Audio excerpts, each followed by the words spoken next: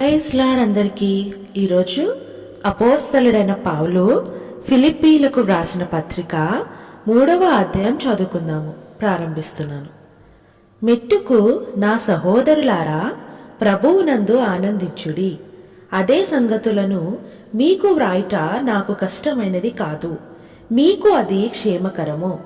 కుక్కల విషయమే జాగ్రత్తగా ఉండుడి, దుష్టులైన పనివారి విషయమై జాగ్రత్తగా ఉండుడి.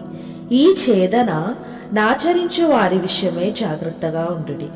ఎందుకనగా శరీరమును ఆస్పాదము చేసుకొనక దేవుని యొక్క ఆత్మ వలన ఆరాధించుచు క్రీస్తు యేసునందు అతిశయపడుచున్న మనమే సున్నతి ఆచరించు వారము. కావలియోనంటే నేను శరీరమును ఆస్పాదము చేసుకొనవచ్చును, మరి ఎవడైనను శరీరమును ఆస్పాదము చేసుకొన దలచినేడలా నేను మరీ ఎక్కువగా చేసుకొనవచ్చును. 8వ దినమున సున్నతి పొంది తిని, ఇశ్రాయేలు వంశపు వాడనే బెన్యామీను గోత్రములో పుట్టి హెబ్రీయుల సంతానమైన హెబ్రీయుడనై, ధర్మశాస్త్ర విషయము పరిసేయుడనై, ఆసక్తి విషయము సంఘమును హింసించువాడనై, ధర్మశాస్త్రము వలని నీతి విషయము అనింద్యుడనై ఉంటిని. అయినను ఏవేవి నాకు లాభకరములై ఉండెనో వాటిని క్రీస్తు నిమిత్తము నష్టముగా ఎంచుకొంటిని. నిశ్చయముగా నా ప్రభువైన యేసుక్రీస్తును గూర్చిన అతి శ్రేష్టమైన జ్ఞానము నిమిత్తమై సమస్తమును నష్టముగా ఎంచుకొనుచున్నాను.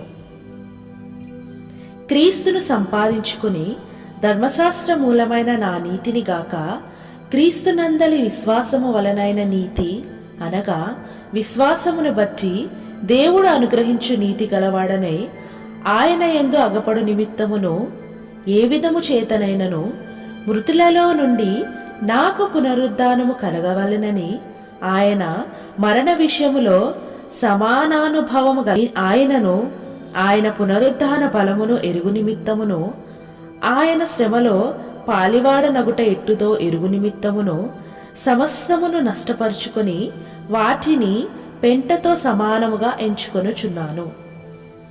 ఇదివరకే నేను గెలిచితినని అయినను, ఇదివరకే సంపూర్ణ సిద్ధి పొందితినని అయినను నేను అనుకొనటలేదు గాని, నేను దేని నిమిత్తము క్రీస్తు యేసు చేత పట్టబడితినో దానిని పట్టుకొనవలెనని పరిగెత్తుచున్నాను. సహోదరులారా, నేనిదివరకే పట్టుకొని ఉన్నానని తలంచుకొనను. అయితే ఒకటి చేయుచున్నాను, వెనుకున్నవి మరచి ముందున్న వాటి కరికై వేగిరపడుచు క్రీస్తు యేసునందు దేవుని ఉన్నతమైన పిలుపునకు కలుగు బహుమానము పొందవలెనని గురి యొద్దకే పరిగెత్తుచున్నాను. కాబట్టి మనలో సంపూర్ణమైన వారమందరము ఈ తాత్పర్యమే కలిగి ఉందము. అప్పుడు దేని గూర్చి అయినను మీకు వేరు తాత్పర్యము కలిగి ఉన్నడలా అదియు దేవుడు మీకు బయలుపరచును. అయినను ఇప్పటి వరకు మనకు లభించిన దానిని బట్టియే క్రమముగా నడుచుకొందము. సహోదరులారా, మీరు నన్ను పోలి నడుచుకొనుడి. మేము మీకు మాదిరి అయి ఉన్న ప్రకారము నడుచుకొను వారిని గురిపెట్టి చూడుడి.